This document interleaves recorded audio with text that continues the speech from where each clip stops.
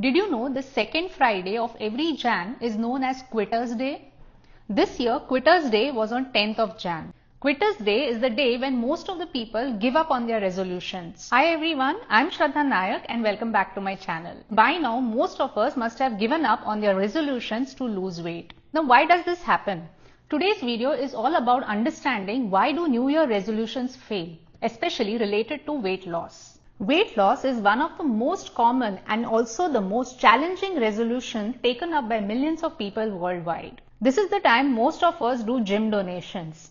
By gym donations, I actually mean that we fill up for gym memberships and end up donating the amount to the gym. Has this happened with you before? If yes, then do watch the video till the end. Let us today understand why is that New Year resolutions tend to fail. So in today's video, we shall understand why do people make resolutions, the reasons why these resolutions fail, and some solutions to help you to stick with your resolutions. So why do people make resolutions? Number one is desire for personal growth. People have an instinctive desire to grow, evolve and become better versions of ourselves. Resolutions are made to address those areas of life where you need improvement, growth, whether it is health, relationships, career or finance. Second is a motivation boost. Setting a resolution gives you the much needed motivation to start your weight loss journey. Number three is self-reflection. You examine your current life and decide where is it that you need to make changes. More importantly, setting a resolution releases a hormone called dopamine into your system. Now, dopamine is basically the pleasurable or the reward seeking hormone. It is so easy to set resolutions, to make resolutions in different areas of life. Then why is it that we cannot stick to them? If setting resolutions gives you so much of motivation, then why do they fail? Number one is no plan. Now, if you set a resolution which says that I want to lose weight, this resolution is very vague. Lose weight does not specifically define anything for you. It is very important for you to know the what, why and how. The what implies your goal. Now, for example, if your goal is to lose 2 kgs of weight in 2 months, this implies that you will lose about half a kg of weight per week. This makes it very clear for you what is that you should expect in the coming month. Second very important thing that you should know is the why. Now, why do you want to lose weight? Suppose if you set a goal that you want to lose weight to improve your strength, to improve your flexibility, that explains the why part of it. Third is how. Now, how means basically is the action plan. Now, if you take up a resolution, you decide on something, but if you do not have any action plan, then definitely you are going to, it is going to fade away. So suppose for example now in this case where you want to lose weight, you say for example you want to eat a balanced diet, you won't eat any outside food, or you will drink enough of water, include more of fruits and vegetables in your diet. So this is some kind of action plan that will help you to achieve the what. So if you have this action plan in place about how you are going to proceed about losing X amount of weight, this will give you a more kind of a direction. That is why it is very important to know the what, why and how of a resolution. Number two is wrong expectations. Now, for example, you set a goal of losing 10 kg of weight in a month. Now, this is a very unrealistic goal and it is practically not possible. Now, if you set a very unrealistic goal, it will be very difficult for you to achieve it. If you set a very overly ambitious goal, you will not see immediate results. Now, not seeing results will lead to frustration. It will build up undue pressure on you and ultimately you will give up. Number three is to change everything. Now, most of us, what we do is when we set a resolution, for example, we decide that we want to now lose weight, we try to change everything. We try to change our diet, we try to change our exercise schedule, we try to totally disrupt our schedule and start making too many changes. Whenever we try to drastically change our routine, our body rebels. See, body runs on habits. We are more products of habits.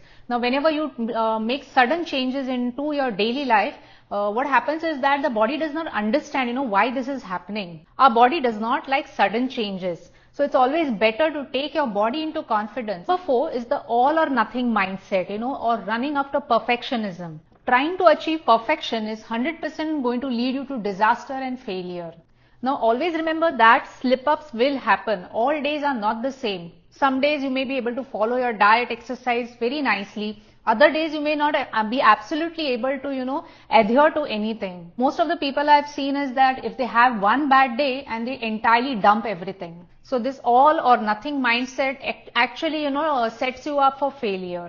Number 5 is there's no proper guidance. Now the internet day by day is becoming very confusing. There is a lot of information, misinformation floating on the internet. So it becomes very difficult for us to know, what is right, what is wrong, and to distinguish between all this different ideas that pop up every day. Weight loss advice literally drains you and you are lost in the sea of information. So you're unable to decide, what is best for you, what could be those changes that will actually help you to achieve your goal. Always know that, what works for someone may not work for you. You are an independent individual. Your body composition, your medical conditions, your daily lifestyle will be different from somebody else's. So diet and exercise has to be personalized. Okay, so these were some of the reasons, why New Year resolutions fail.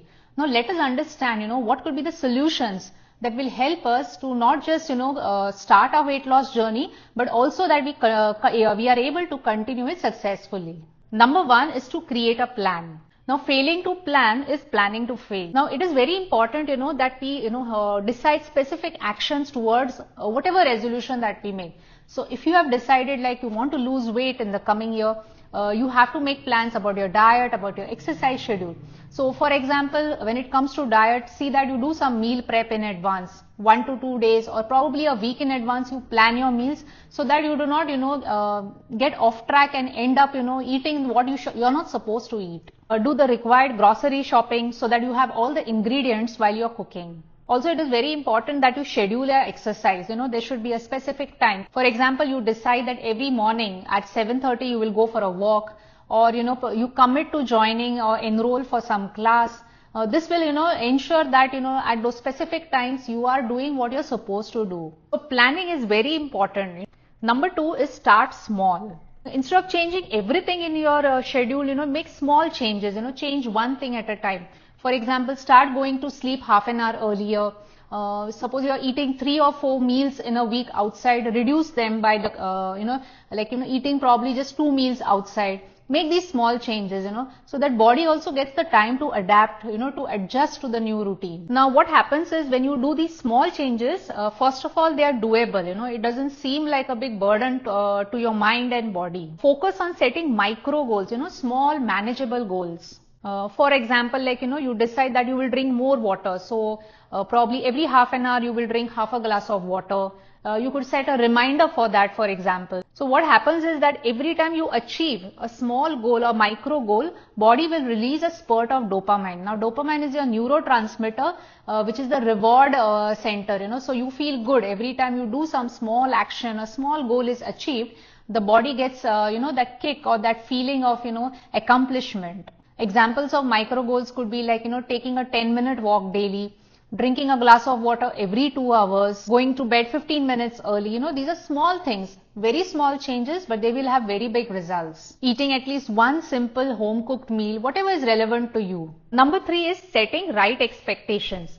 Now know that, your life, your, day, every day will not be the same. Slip ups will happen. Maybe you may indulge sometimes also. So it is very, important how fast do you bounce back. Now, if you happen, for breakfast, suppose if you happen to spill a little bit of tea on yourself, do you spill the entire cup? No. What do you do is you, do damage control. You will go and probably, wash yourself and, so you do not go and mess up the entire thing. So same in the case of weight loss. So if one day, one meal messes up, do not mess the entire day. Remember the 80-20 rule. 80% of the time be on track, 20% of the time allow yourself some indulgence. Be practical, flexible, and more importantly, compassionate towards yourself. Moderation is the key. See, it's okay, to sometimes indulge also. See, food brings people together. So whenever you go out with your family and friends, be conscious of you eat, but do not deprive yourself. It is important that we focus on progress rather than perfection. Number 4 is do not focus on the results. Now, most of the time we make a mistake, is all the time we are more obsessed over the results rather than the, process of this whole weight loss. Always see how far you have come, how much, you have achieved till now. If you are better than yesterday, that itself is an achievement. So stop even comparing yourself to others. Your journey is individual. It is personalized. So definitely it is going to be different than others. Focus on your non-scale victories. Non-scale victories like, how are your energy levels now? How is your mood? Do your clothes fit better now? All these are non-scale victories. Number 5 is to build habits. Without habits, we cannot function in day-to-day life. Now there is a reason, why, body designed, these habits. Now if you see that, small things like, brushing your teeth, or, when you're getting ready to go to office, all that is automated. You kind of do everything on autopilot. You don't have to think about anything.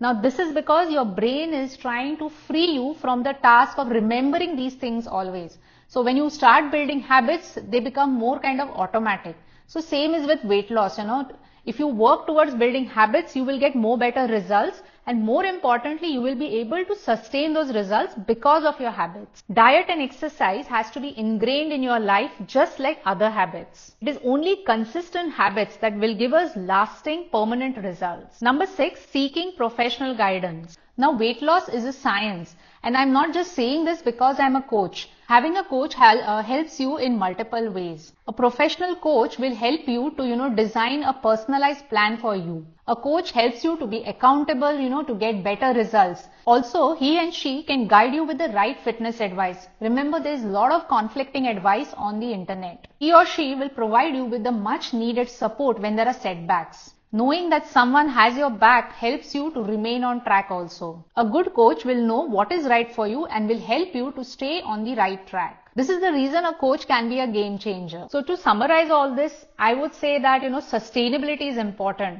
It does not matter how much weight you have lost. What will matter more is, whether you're able to maintain that weight post your weight loss. So take one day at a time, see what is that you can do best in today's day. It is not about being perfect, but rather, doing progress. Consistency is the key. In Japanese, there is a term called as Kaizen. Now, Kaizen basically means is continuous and never-ending improvement. So, if daily you are doing some improvement in your life, it will compound you to give you much good results. So this 2025, gift yourself better health. Try to focus on building a healthier lifestyle rather than just running after weight loss. So with this, we are coming to an end of this video. I hope this video was useful to you. So do like, share, comment on the video and let me know your thoughts. So here's wishing all of you a great 2025. I hope all of you achieve the resolutions, the goals that you set yourself on your health. On your weight loss journey or your fitness journey. So on this good note, I'm wrapping up the video for today. So until the next video, take good care of yourself, stay fit, stay motivated. Bye-bye.